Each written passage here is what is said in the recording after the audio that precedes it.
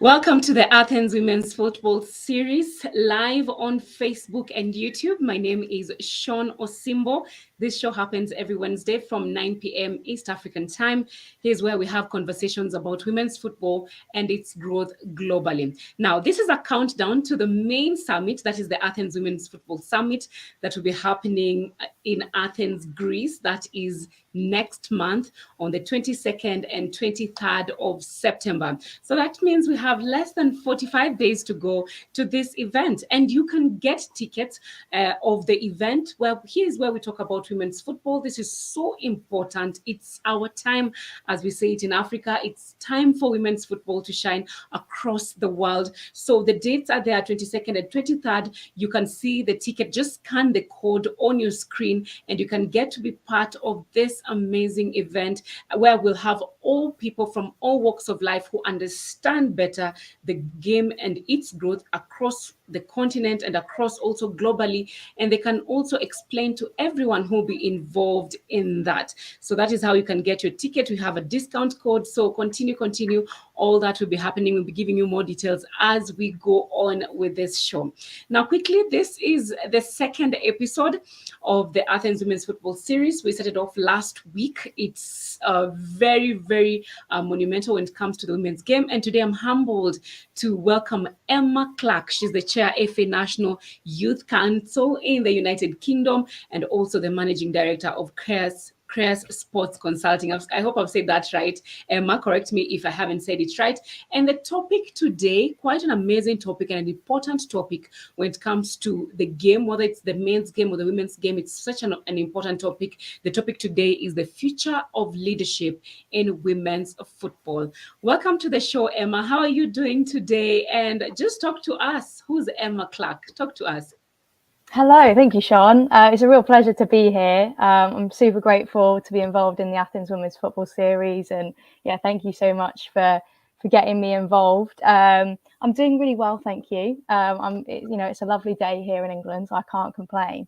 As you said, my name is Emma Clarke. Currently run my own business called CREAS Sports Consulting. This really came through an opportunity to be involved in a project with the FA here in England.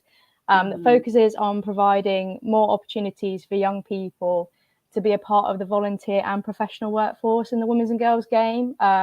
So I'm really fortunate to be a part of that. It brings together my two main passions in football, which is working with young people and the women's and girls game. So super excited to see kind of where that's going to take me. And then, as you said, for the last 4 years, I've been a member of the FA National Youth Council, which has been an opportunity that's truly changed my life. It's such an incredible group to be a part of. And this past season, I had the opportunity to chair the team, which meant I led a team of 14 incredible young volunteers who are making such a massive impact in football here in England.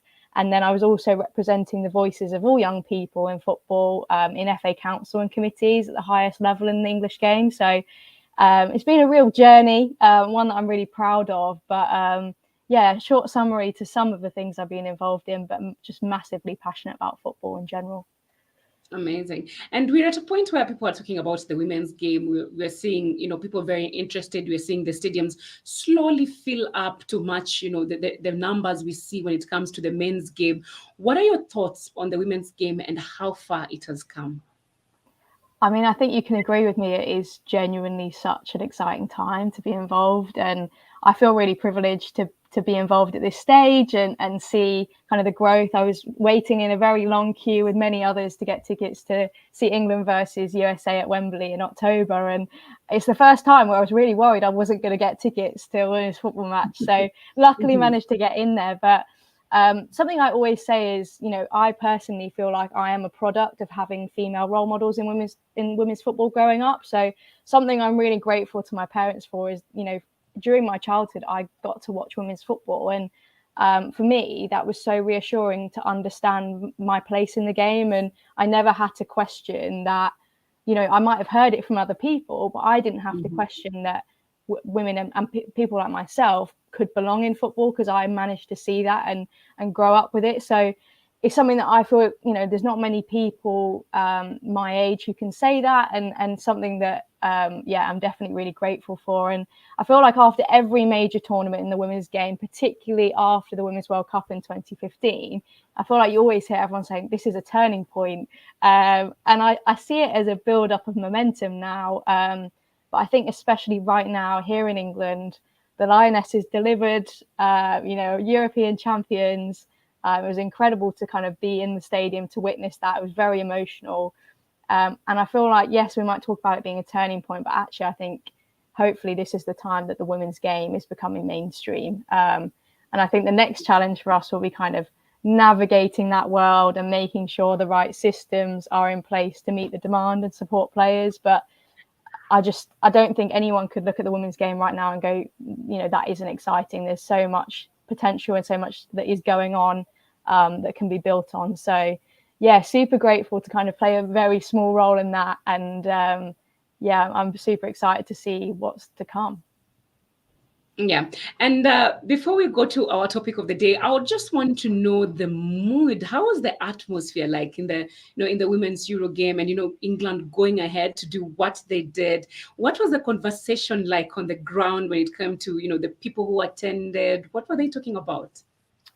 I mean, they were talking about the players and the quality for one, which I love, because sometimes I feel like in the women's game it can get distracted with so many things, but they were talking about the football.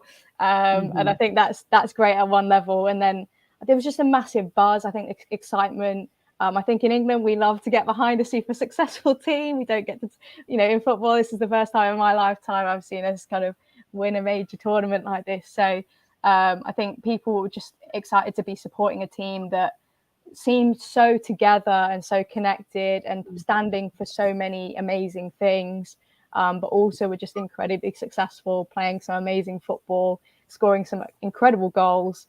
I think the focus really was on the football, but I think for a lot of people, it was an atmosphere where you could go and watch football and feel safe, feel like it was a space for you.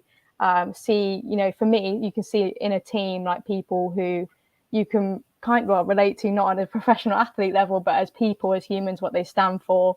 And I think it's just such a buzz, and whether that is, the young girls in that stadium watching it, but actually everyone else as well. I think that all different types of people are connecting to the Lionesses and the football that they were displaying in that match. I think, it was just a full energy and passionate atmosphere that I hadn't really seen in a women's game before. So long may that continue and just get even better over the next few kind of seasons and years. And, I think people couldn't have predicted what we saw like this month, past month, or last month. And I'm so glad it happened the way it did. It's just riding the wave at the moment. And I think it'll be really exciting to see what happens in the leagues this season. And actually, I think it's going to be really hard to get a ticket. So I hope people now realise just how incredible this game is. Yes, and for England to get to that point, which brings us to our topic of the day, definitely we have hard work behind the scenes. We have the kind of leaders that you see, in the women's team, the England women's team, doing their best to make sure these ladies are a success. Now, too, that brings us to our topic of the day, which is the future of leadership in women's football. Why is leadership so important to you, and why should we continue to be talking about it everywhere we go, especially in the women's game? And of course, at the same time, celebrating the women and the people and the leaders behind the England women's national team. 100%. So starting off with kind of why I think leadership is important. I think because leadership is around us everywhere in every aspect of our life. I truly believe it touches everything. I think you could talk about leadership across nearly any and every topic. So it's a really fascinating one. I personally studied a master's in leadership in sport.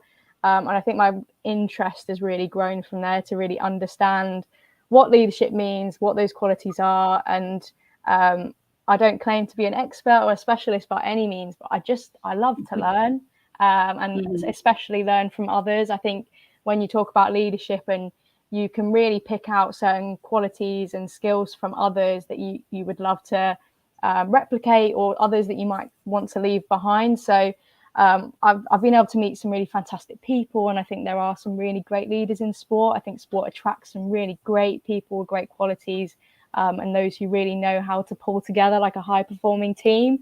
So that's something that I think is just really interesting to study, and it revolves a lot around like culture and the environment you can create, and I think that's really important. And then when you then relate that to the women's game, with this build up and momentum and the women's game becoming mainstream in some ways, I think everything's going to feel quite new, and there's going to be a lot more unknown territory in a sense. So I think we're going to really need to see some kind of brave leaders who are willing to try things with positive intent.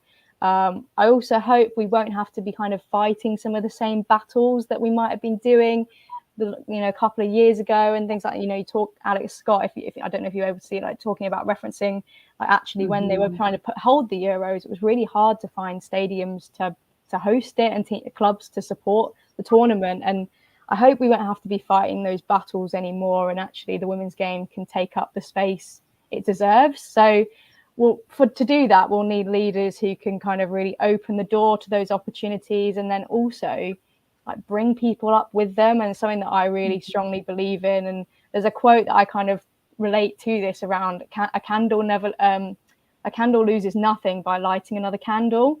And I think that's really powerful, because I truly do believe there is room for everyone. I think so many people can be leaders in this space, and I think it'd be really important when we're trying to raise the voices of those who might currently be underrepresented in the women's game. So I think that's actually a really exciting opportunity, but I think that's a role that leadership can play, and the leaders in this space can have a really great kind of role in making sure that we lift people up with us. So I think it's important that we talk about leadership in women's football and in all types of football more broadly, from the people at the top making decisions in boardrooms to the people on the ground in the clubs creating inclusive, safe spaces for young girls and women of all ages to take up football for the first time or get back into the game. So to me, all of those people are really important. And it's an interesting one, because I think a lot of those people at the grassroots level of the women's game in those roles would potentially shy away from referring to themselves as a leader. But to me, they truly are. I think it's when people realize the power of their own voice and actions. It's really incredible. And I think it makes a difference both to them, but also the groups of people they're leading. So I think it's a really exciting time. And I think that's why it's so important we talk about leadership in the game. Yes. And before we go down to for you to break down for us how the qualities of what makes a great leader, what are some of the role models you look forward to when it comes to leadership roles, especially in the women's game? Oh, that's a good question. It's quite hard to pinpoint individuals, and I think people are inspired by so many different people. So for me, in my space, working with a lot of young people within like the National Youth Council, for example, I am genuinely inspired by so many of the people in that room, with other young people who are, potentially similar ages, positions to myself, but running clubs, like women's clubs, running leagues, working in the women's game, and part of like the legacy of some of these major tournaments. So to me, those people inspire me, but I'm also super inspired by some of the leaders within the FA and the women who have been fighting the fight for women's football for so many years. And I definitely appreciate kind of the emotional toll that can have on someone to continue waking up each day and fighting the fight to to give women's football a space. So so each end of the spectrum there. So it's really hard to pinpoint a single name, but I think for different reasons. And I can definitely go into some of the qualities that when I see that in a person, I go, it's something that I really want to aspire towards or think about when I'm leading groups myself. Yeah. And from experience, as you've been talking about it, when you sit with, the members of the FA National Youth Council, when you interact with them, and also even in other aspects when it comes to, CREAS sports consulting, what makes a great leader, and what are some of the qualities we should look, we should look for in our leaders when it comes to the women's game? Really interesting one. I think it's hard to pinpoint directly to like the women's game, but I think in general for like a high performing team and culture, for Yeah. me, I've got three key things that I think are really important. So first one would be around like authenticity, and I kind of mix in vulnerability in there. So that's probably the first point about being authentic. The second one is around the pursuit of like continuous learning and development and continual improvement.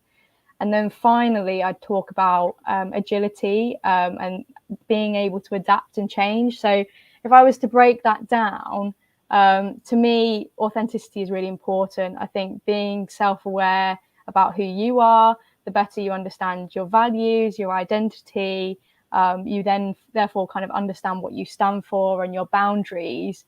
And then I feel like you can be so much more confident in your Mhm. decisions and the way that you act and behave. So I've then paired that with vulnerability, I guess, because to me, being vulnerable is a bit of a superpower. I think it's such a strength. It's really hard to do, and I struggle at times. But I think when you are vulnerable at times, when it's at the right times, or when it feels authentic, I think it can be incredibly powerful towards a group. And when you reflect on potentially kind of traditional leadership that's kind of come from the military side of things, I think being vulnerable and showing emotion was seen as a massive weakness. So I think it's a really nice thing to see that transition into modern leadership, where actually being vulnerable can make you come across as a lot more relatable and human.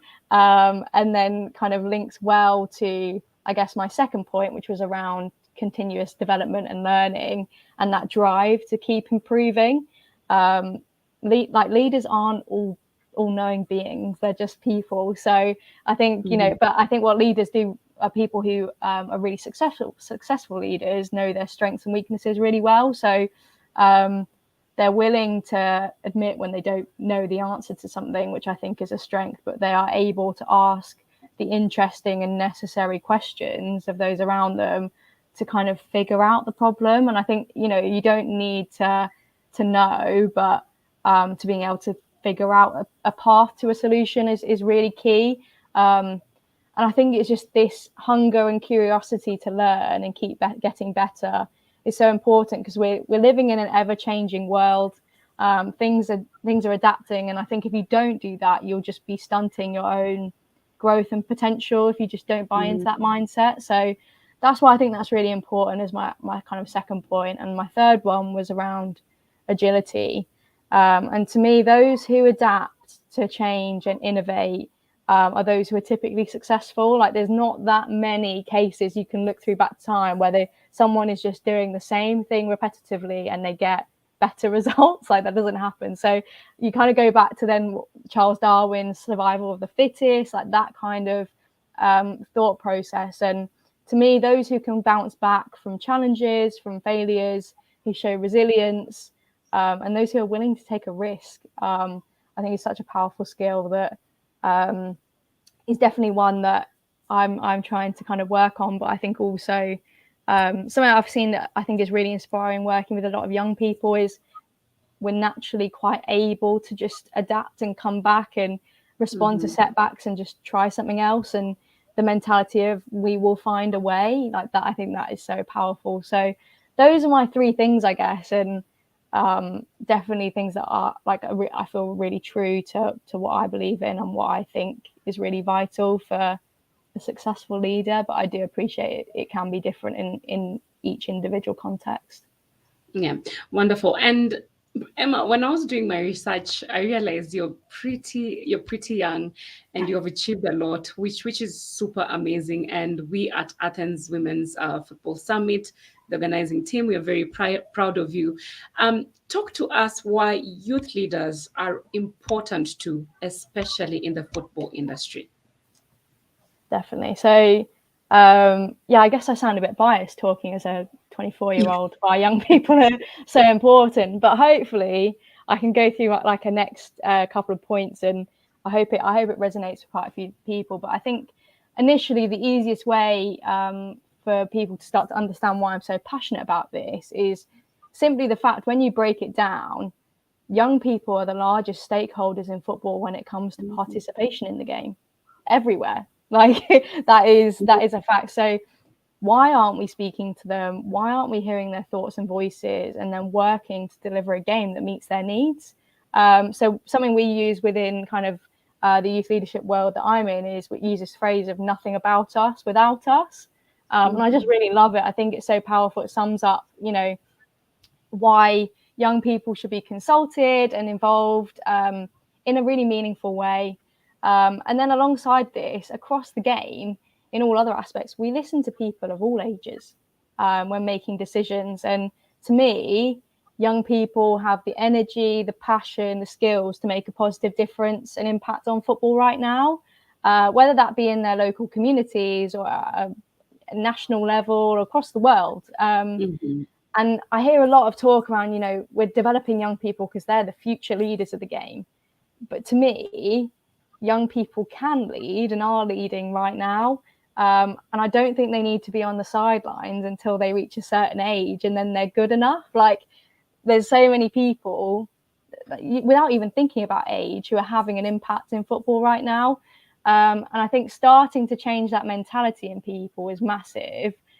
Because young people can really bring something different to the table. And yes, they might not have the same level of experience or being involved in the game for the same amount of time, but they may be able to look at the world through a different lens or have different ideas, perspectives, backgrounds, experiences.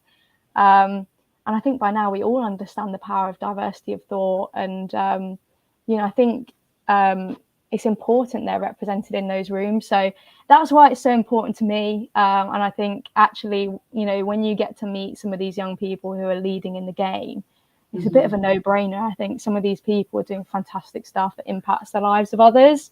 And I don't think you can deny the power of that. So that's why it's something that I've been so kind of invested in, and now want to kind of support providing the opportunity for other young people to experience kind of what I have. Yeah. And speaking of what you've been invested in, setting up strategies for the development of young people in the football community, especially the ladies in the game, is a huge part of what you do day to day.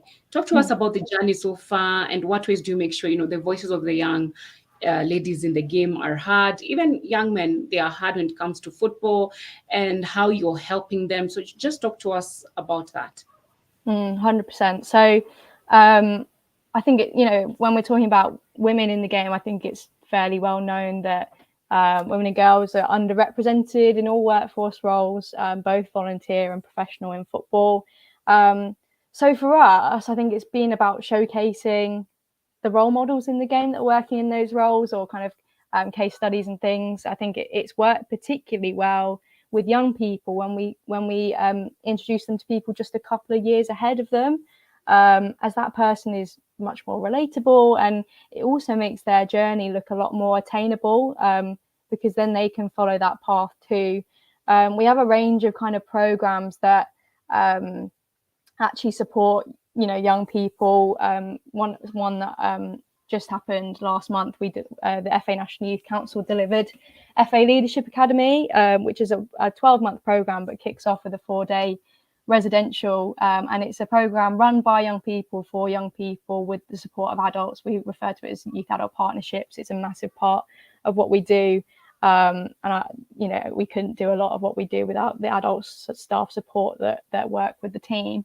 But those kind of events, I think, provide an opportunity for young people from all different backgrounds to come together and kind of see that next step. And it might just be that one next step, but actually see that within football there are so many opportunities. It's not just, a big barrier for the young women and girls that I talk to is confidence. Like, that it is massive, and actually for them, they openly admit, I'm too shy for that, or they think they are.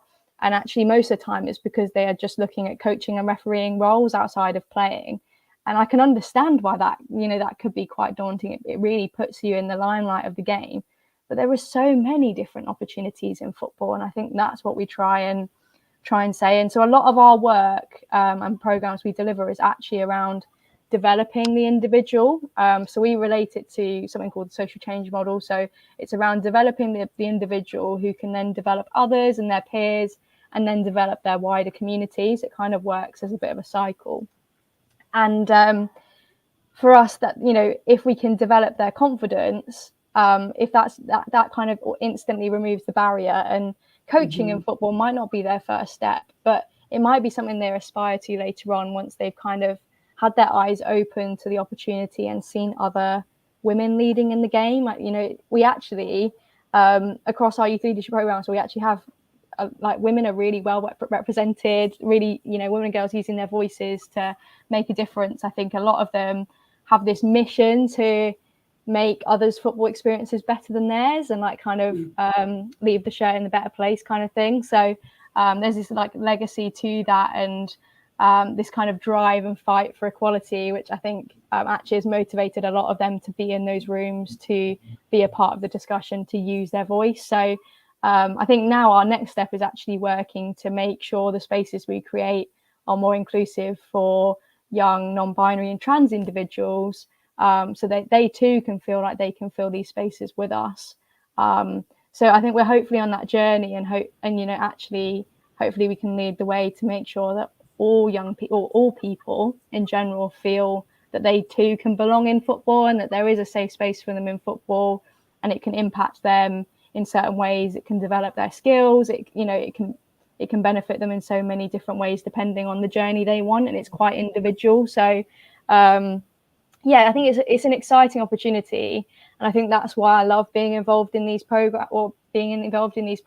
because they can be so tailor-made, so supportive to the individual, and I think it opens a lot of eyes to the different roles in football that you wouldn't experience elsewhere.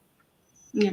And what are some of the areas that have been lacking when it comes to, you know, leadership in the women's game? Areas you think when it comes to leadership we need to improve, so as to, you know, make sure our young ladies, as we talk about, they are safe, they are playing with all the confidence, they are playing without so much stress on their minds, they're just concentrating on the pitch and when it comes to, you know, kicking the ball. So what are some of the areas that we need to improve? That's a really good one. I appreciate I haven't been in all of those rooms previously to kind of see the detail that's what happened, and I think it's done a really great path to kind of get us to where we are today. And there's been so many people along that journey who have kind of fought that fight, and I think it's great that now actually, you know, we're seeing more and more girls being able to just turn up to a team. And I remember my mum talking to me about how difficult it was to find me my first team when I joined under 10. So I think she had to search through everything, and finally found me an opportunity. So super grateful for that. But I'm glad now, you know, you don't have to look so far or so hard. But I think reflecting on that as a whole topic, I think the main thing that I am already seeing happen, which is great, but I think could be continued to develop, is not necessarily thinking of men's and women's football as one and the same, and really understanding the differences and unique points of the women's game and leaning into them and celebrating them. But I guess then to completely flip that on its head is in the right rooms, let's not be afraid to kind of constructively criticize elements of the women's and girls game, so we can continue to kind of push for change and innovate and make a difference.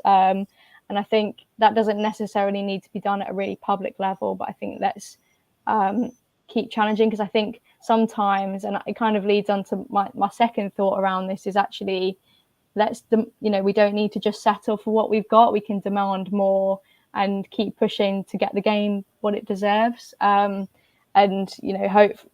we've seen some challenges around having equal access for girls to play football in schools. Like that should be happening. So and I think that was a massive thing. If from the legacy of this tournament and the Lionesses winning, if we can't have that in schools in England, it's a massive challenge. I think, reaching young girls in schools and showing them that this is just completely normal. You play football in school. That is going to have such a massive legacy beyond, and it's, people won't start to think it's any different. I read a really interesting update yesterday about one of the Lionesses who's working with a brand, and they found out this brand is also working with one of the England men's players, and they found out what she was being offered, like money-wise, was a lot less than he was.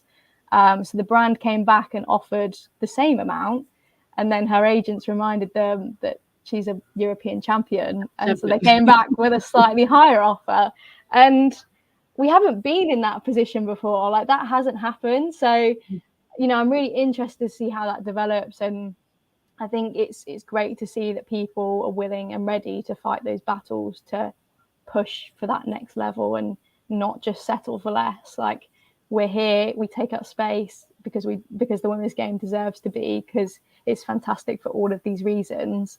Now let's see what's next. Let's push it. Let's make sure it remains mainstream and isn't just here for the tournament. Let's see people turn up to support the clubs at all levels of the game. And, you know, even further from the WSL, let's see at every single level filtering down to grassroots. So, and I guess then my final thing to think about as when we think about the women's game is actually really understanding the market, because especially around the fans, because those fans who have been around for the last few years now and beyond, who have been truly kind of behind the game and supporting, will absolutely love the football and the quality on the pitch and the performance. But a lot of them will talk about some of the other benefits of the women's game and potentially feeling closer to the players and the player access and feeling part of this like close-knit women's football community. And then I also think that there's kind of this potentially feminism element. I don't want to label it completely as that, but fighting for the sport and playing your role in raising the profile of women's football, and talking about the game to others and being a part of that, building that momentum and creating the change. And I think as the game grows and, you know, the players' lives become less private because more people know who they are and the more people turning up to the game, some of those kind of benefits originally simply won't apply in the same way anymore. And that's part of, you know, getting to share this wonderful game with so many other people. But I think it'll be important that people leading the game are aware of that and understand that actually some of the motivations for fans who turned up originally may change, and they'll still be there supporting, but the way that people interact with this sport will be different from what it was before. So I think it's being aware of that at the top level, and hopefully we can get back to talking about the football. Yeah. And as we wrap up, Emma, thank you so much for that wisdom. As we wrap up, what is the future looking like when it comes to leadership in the women's game? For me, I hope the future of leadership in the women's game will be one of high challenge and high support, because that's what you need to create a really high performing environment that pushes boundaries and makes a difference. And so, you know, that's the two things. I think actually having people in the room who are ready to challenge each other and push each other. And I think that's happening already, but let's continue to support that. And then, you know, I think we need leaders who can role model that and replicate that and encourage that, give people the confidence to challenge decisions, but also support each other and work together.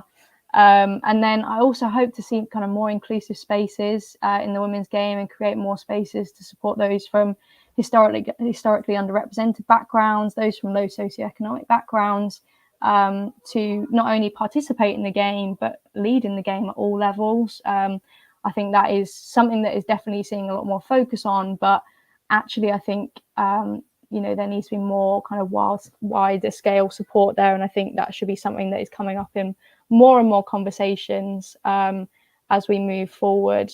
So, you know, that's something I really hope to see. I hope to continue to see the voices of young people raised in these topics and allowing them to have their voices heard in what the game should look like for them.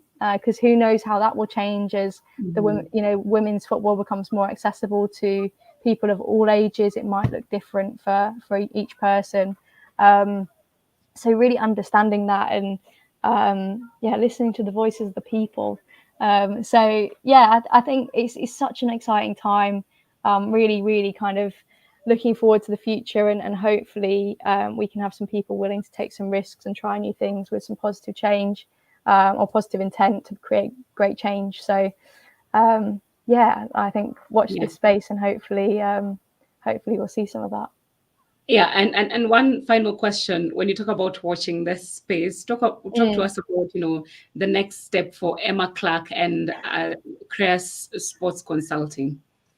100%. So, um, I will be continuing. So I've actually I had my 4-year term on the FA National Youth Council. So at the end of July, I stepped down from my role as chair, Hmm. which was so I'm a bit of a transition period really.